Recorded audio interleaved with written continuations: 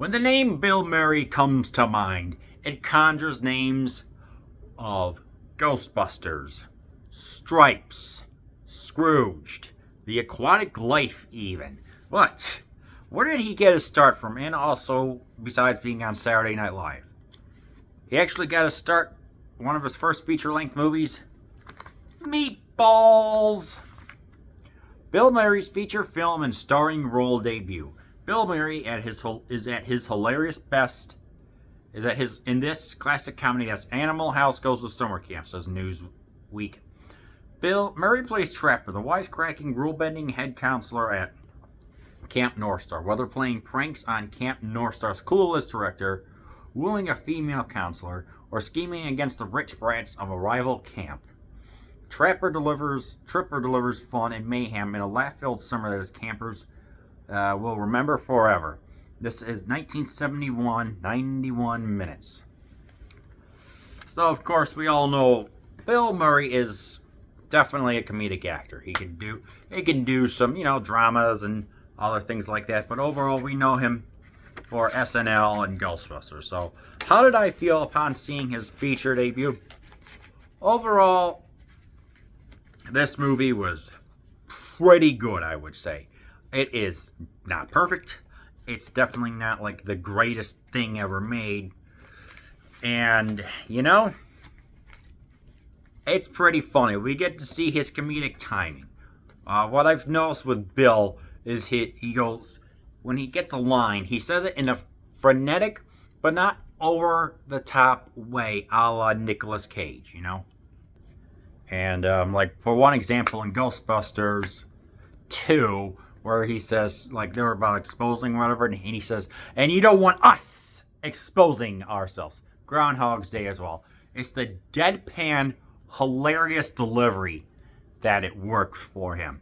You can even tell with, the way how he looks and the mannerisms. It's like he's Jim Carrey, but he's not as over the top, I guess would be the best way to describe him. Now let's get him in a camp.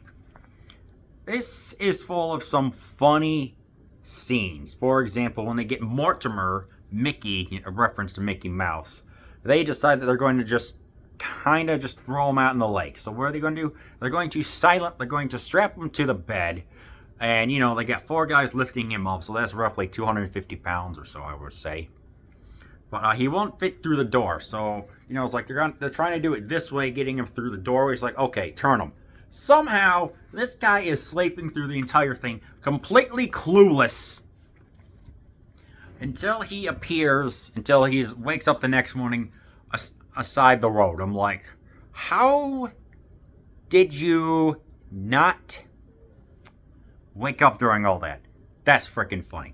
But at the same time, it's, like I said, this is a camp movie with kids, and it is, of course, Camp North Star versus Mohawk, which is $1,000 a week camp that in 1979 money, so whatever that is nowadays, someone do calculations. And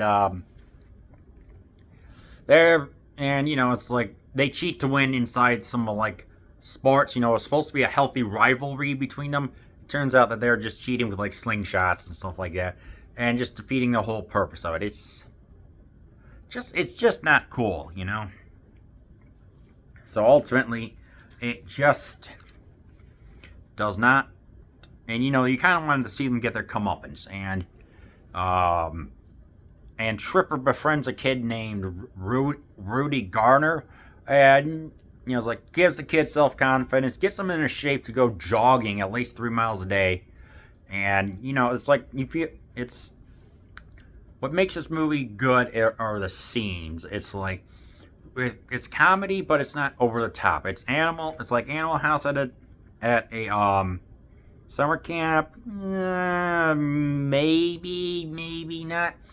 I don't know. There is a certain charm about it that I just can't deny. But it just feels like it's not Animal House. It is truly its own movie. And, of course, he is also a vivacious man who wants to score with the ladies. He's got a libido. And some of the quips and exchanges that he has with fellow counselor is pretty gosh darn funny. I have to say that. And the music, yeah, he's got his sexual tendencies and he's jogging to help put those to the side. There is a good soundtrack where they get the North Star kids, just probably some local kids or whatever. Are you ready for the summertime? Wouldn't that be nice? Rather than 25 degrees out and your furnace is not blowing hot air, Anyway. It's like Bill Murray is likable. You can see the beginnings of his film career and how he just looks like an everyday guy, but he's also wisecracking. There's variety in here, which makes us go by. It's like the romantic relationships between Tripper and one of the other counselors. It's lighthearted. That's the way how to describe it. It's like, yes, it's there, and you can see it from the adult perspective, but then again, when you have the kids, they go through a variety of contests, I guess. Swimming, jogging, balancing some cups or whatever, so there's variety. All the comedy is not in the dialogue. One thing, it's like, I like comedy that is some dialogue, but I want to see some physical stuff as well, or at least some timing. So I think I like this movie a little bit more than Super Troopers, but I don't know, that's just me. So, at 91 minutes, I feel like this movie does not overstay its welcome. It feels like it is going by at a good pace. The music is by Elmer Bernstein. And one of the kids, Chris Peacekeep, I think his name is. This is on the trivia.